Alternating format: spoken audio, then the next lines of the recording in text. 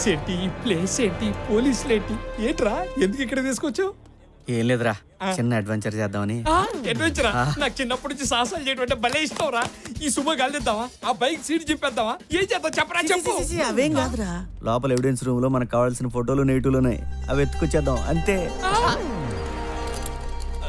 ఏం కావాలి sir? DCP గారిని కలవాలి సార్. ఈ రోజు కలవటం కుదరదు. ఈ రోజు అలాగని కలవాలి సార్. చెప్తుంటే అర్థం కావట్లేదయ్యా. సార్ ఎవరు మీరు? నేను విష్మేకర్ ఫౌండేషన్ వాలంటీర్ అండి. ఇతను క్యాన్సర్ పేషెంట్ సార్, తొందరలోనే పోతాడు. ఇలా సడన్గా పోయేవాళ్ళు ఆఖరి కోరిక తెచ్చడం మా ఫౌండేషన్ లక్ష్యం అండి. ఇతనికి 1 డే ఏసీపీగా ఉండాలన్నది కోరిక సార్. మేము కమిషనర్ గారి దగ్గర పర్మిషన్ లెటర్ కూడా తెచ్చాం సార్.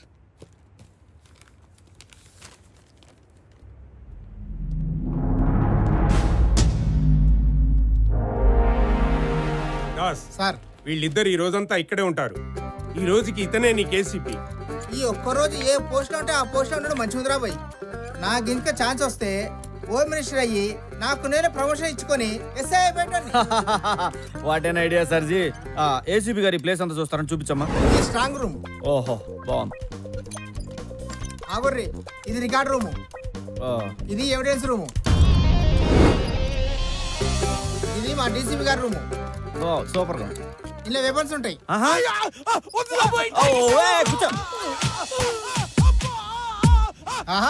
ఏసీపీ గారికి అన్నేరుక మస్తు హుషారున్నాడు.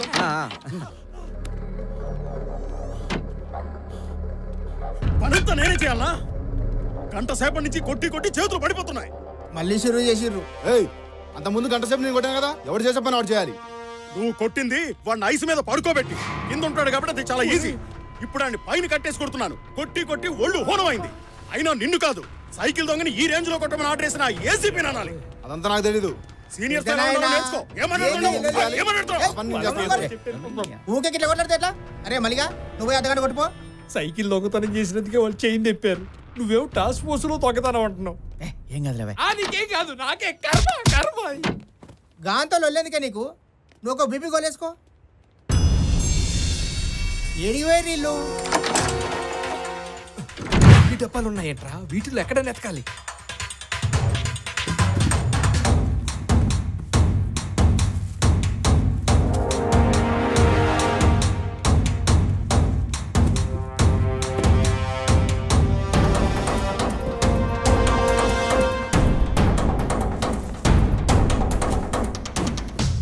ఒరే సినిమా స్క్రిప్ట్ రా. ఒరే ఇలా అయితే రోజంతా ఎదిగినా కష్టం రా. 2010 లేదురా, వీటిలో ఉండదు. ఎందుకంటే ఈ బాక్సులన్నీ రెగ్యులర్గా ఎవిడెన్స్ కోసం కోర్టు తీసుకెళ్తారు. ఏదైనా పాత దాంట్లో పెట్టుంటాడు. అంటే ఓల్డ్ ఇయర్. కరెక్ట్, ఖచ్చితంగా పాత దాంట్లో. 1998, 97, 86, 78, 77, 77 లాస్ట్ రా.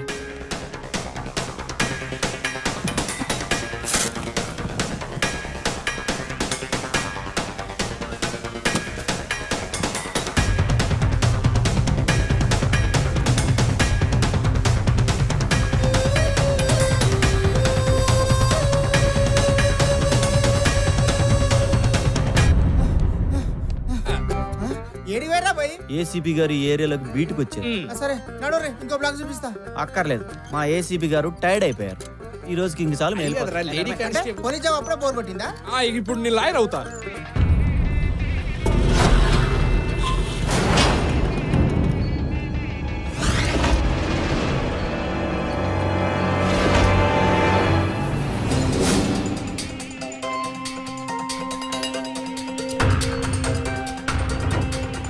అదే లేదండి, మంచి ముహూర్తం అని సడన్ గా పెట్టుకున్నాం.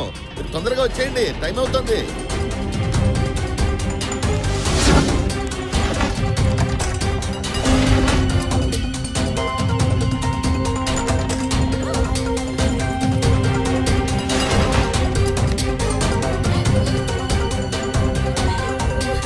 అంజలి,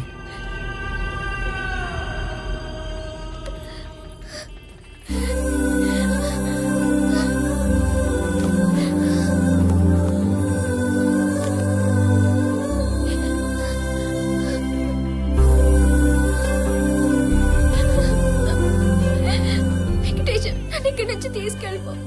ప్లీజ్ నన్ను ఇక్కడి నుంచి తీసుకెళ్ళిపో. ఎక్కడికి? నీ ఇష్టం. ఇక్కడే ఉంటే వాడు ఎవడికో ఇచ్చి పెళ్లి చేసేస్తారు. లేదు, నీ పెళ్లి నాతోనే జరుగుతుంది. అయ్యో నీకు అర్థం కావడం లేదు. మా నాన్న ఆల్రెడీ డిసైడ్ అయిపోయాడు. తను ఒక్కసారి అనుకుంటే ఎవరు చెప్పినా వినడు. మన పెళ్లి జరగనివ్వడు. ప్లీజ్ వెంకటేశం నన్ను తీసుకెళ్ళు. అంజలి, నువ్వు ఎక్కడున్నావో నాకు నేను తెలుసుంటే ఖచ్చితంగా లేపుకెళ్ళేవాడిని. కానీ నిన్ను నాకు ఆవిడ తగిలాడు. అతను తన కూతురు కోసం పడే తపన, తనకేమవుతుందని పడే బాధ, అవన్నీ చూశాక నేను ఇప్పుడు ఆ పని చేయలేను. బయట మీ నాన్నని చూశాను. ఆయన చాలా సంతోషంగా ఉన్నారు. ఆయన అంతే సంతోషంగా నిన్ను నా చేతుల్లో పెడతారు. నా మాట నమ్ము. అయ్యో అర్థం చేసుకో, అది జరిగే పని కాదు. లేదు, నేను చెప్తున్నా కదా, నన్ను నమ్ము, జరుగుతుంది.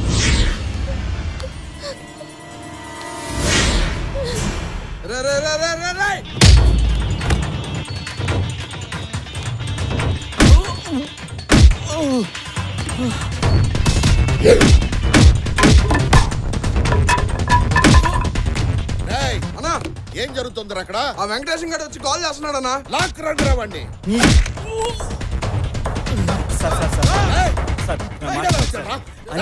ప్రాణం సార్, తను చాలా బాగా చూసుకుంటారు sir. Please sir. Sir sir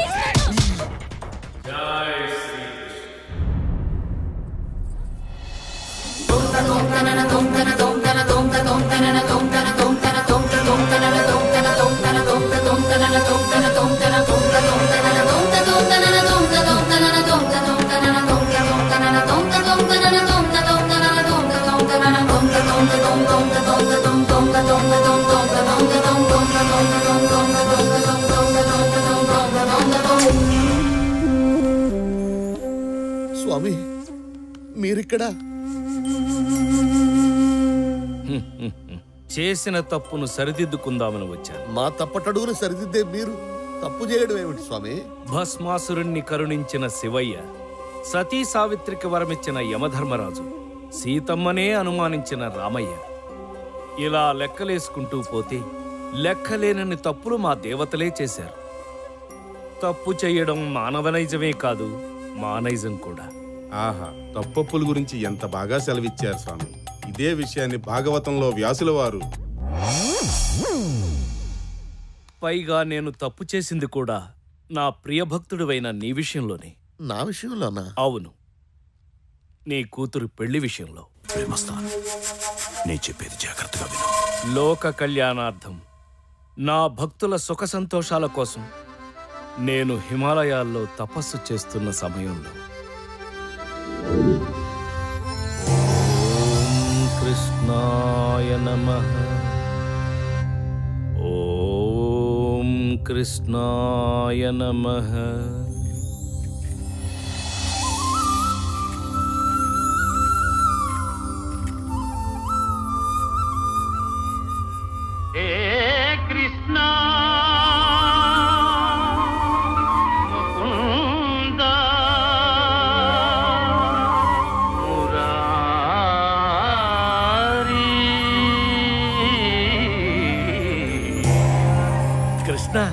ఎలా ఉన్నావు మిత్రమా? నీకు దూరంగా ఉన్న నేను ఎలా ఉంటాను చెప్పు? ఏదో ఇలా ఉన్నాను. బాధపడక మిత్రమా, ఇకపై నాతోనే ఉందువు గాని. పద, వైకుంఠానికి వెళ్దాం. ఆ రోజు ఎంత గమ్మత్తు జరిగింది. తిరిగి చూస్తే గొడవ పెట్టిన వసంతుడు లేడు, అన్న బలరాముడు లేడు. నువ్వేమో జారుకున్నావు, నేనొక్కడినే ఇరుక్కున్నా. గుర్తొచ్చింది. ఆ తర్వాత యశోదమ్మకు వచ్చిన పిచ్చి కోపానికి నాకెంత భయమేసింది. ఎంతైనా తల్లి ప్రేమ. ప్రేమంటే గుర్తుకొచ్చింది. శివప్రసాద్ నీకు తెలుసు కదా? శివప్రసాద్ అంటే అదే కృష్ణ, నా ప్రియభక్తుడు. అతని కూతురు ఎవరినో ప్రేమించిందంట. పెళ్లి చేసేయమంటారా అని అడిగాడు. నేను కూడా చేసేయమని అన్నాను. ఆ తర్వాత ఆ అమ్మాయి భవిష్యత్తు కనిపించింది. అసలు ఏమీ బాగోలేదు. అందుకే నేనే వద్దన్నాను. మిత్రమా, కృష్ణ, ఎన్నిసార్లు చేసిన తప్పులే చేస్తావు. అప్పట్లో అమర ప్రేమికులమైన రాధకు నాకు పెళ్లి కాకుండా చెడగొట్టింది నువ్వు. అందుకే ద్వాపరయుగం నుంచి నేటి వరకు కొన్ని వేల దేహాలు మార్చావు. బృందావనంలో ఉండవలసిన వాడివి భూలోకంలో ఉన్నావు. ఇప్పుడు మళ్ళీ అదే తప్పు చేశావు. ఇద్దరు ప్రేమికులను విడగొట్టావు. అంటే స్వామి, అంజలి భవిష్యత్తు మొత్తం సర్వ కష్టాలు పడుతుందని ఏది గతం, ఏది నేడు, ఏది రేపు, భూత వర్తమాన భవిష్యత్తులు సర్వం నేను కాదా? ఆ అమ్మాయి భవిష్యత్తు మొత్తం ఈ క్షణమే మారుస్తుంది.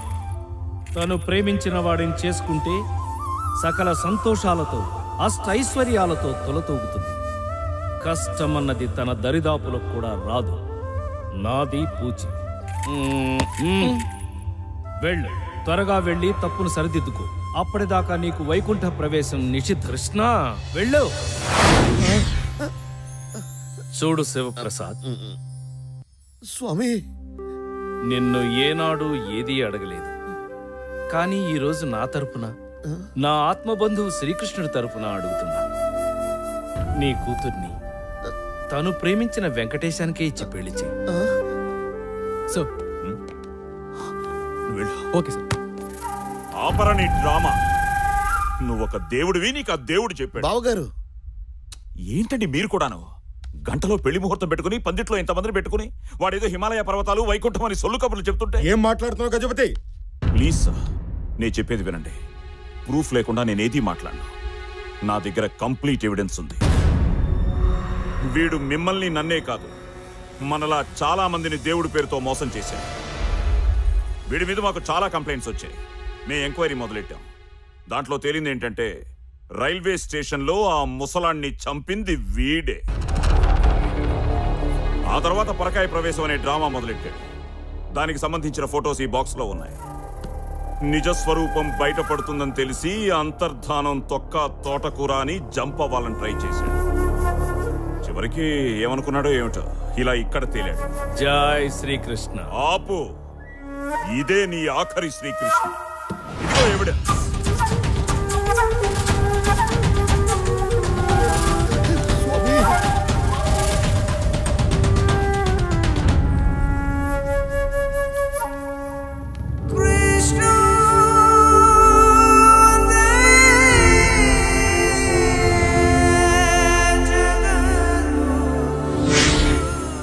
అదేంటి? స్వామీజీ తావీజ్ మహిమ. స్వామివారు మా భక్తికి పరీక్ష పెట్టారు. ఆయన అసలు దేవుడే కాదని చెప్పారు. కానీ మేము నమ్మలా. మా భక్తి స్వచ్ఛమైంది. ఆయన పెట్టిన పరీక్షలో మేము పాస్ అయ్యాం. కానీ నువ్వు ఓడిపోయావు. చూసే కళ్ళు నమ్మే మనసును బట్టి ఉంటుందయ్యా. మేమందరం స్వామి వారిని దేవుడని కొలిచాము. నువ్వేమో దయ్యమని ప్రూవ్ చేద్దామనుకున్నావు. చూసావా ఎవరు గెలిచారో? ఇంకా వీడితో మాట్లాడరా? వేసేయండి.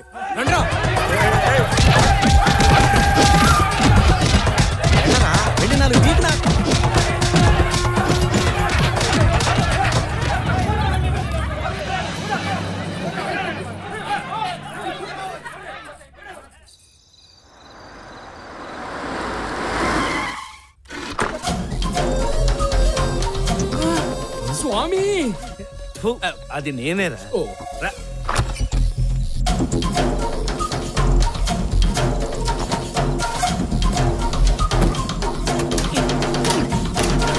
తాళం వాడి దగ్గరే ఉండిపోయింది. ఇది ట్రై చేయండి సార్. ఫోటోలతో పాటు బాక్సులో ఉంది.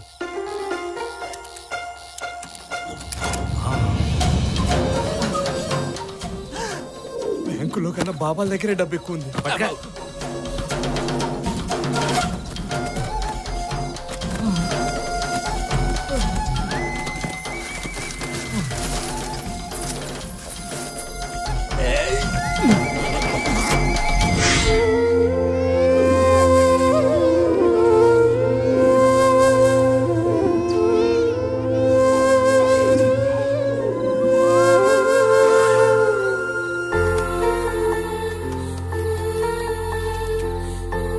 ఈ 10 లక్షలు నేను బ్రతకడానికి, ఈ 10 లక్షలు పాప ఆపరేషన్కి, నాకు ఇవి చాలు. ఈ మిగతా డబ్బు తీసుకెళ్లి వెంకటేశానికి ఇచ్చి చిన్నపిల్లలకి హాస్పిటల్ కట్టించమని చెప్పు. అక్కడ ప్లాస్టర్ దగ్గర నుంచి క్యాన్సర్ మందుల దాకా అన్ని ఫ్రీగా ఇవ్వాలని చెప్పు. ఇంత డబ్బు వెంకటేశంకి? వాడి మీద నాకు ఆ నమ్మకం ఉంది. ఆ రోజు నుంచి ప్రసాద్ అలియా స్వామీజీ ఎవరికీ కనిపించలేదు. ఏమైపోయాడో, ఎక్కడున్నాడో ఎప్పటికీ ఎవరికీ తెలియదేమో.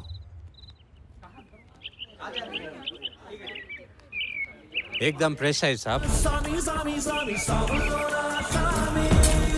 స్వామి గుడి కడుతున్నాం, చందా ఇవ్వండి స్వామి. గుడా ఎవరికి? ఈ దేవునికే స్వామి. ఎవరితను? ఆయన తెలీదా స్వామి? పరకాయ స్వామి అని ఎన్నో మహిమలున్న దేవుడు. గుడి ఎక్కడ కడుతున్నారు? అది ఇక్కడ దగ్గరలోనే స్వామి.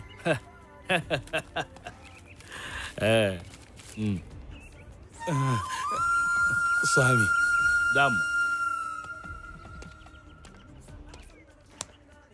నాన్న, వాళ్ళకి ఎందుకు నాన్న అన్ని డబ్బులు ఇచ్చావు? నీ ఆపరేషన్కి డబ్బులు ఇచ్చింది ఆ దేవుడేనమ్మా.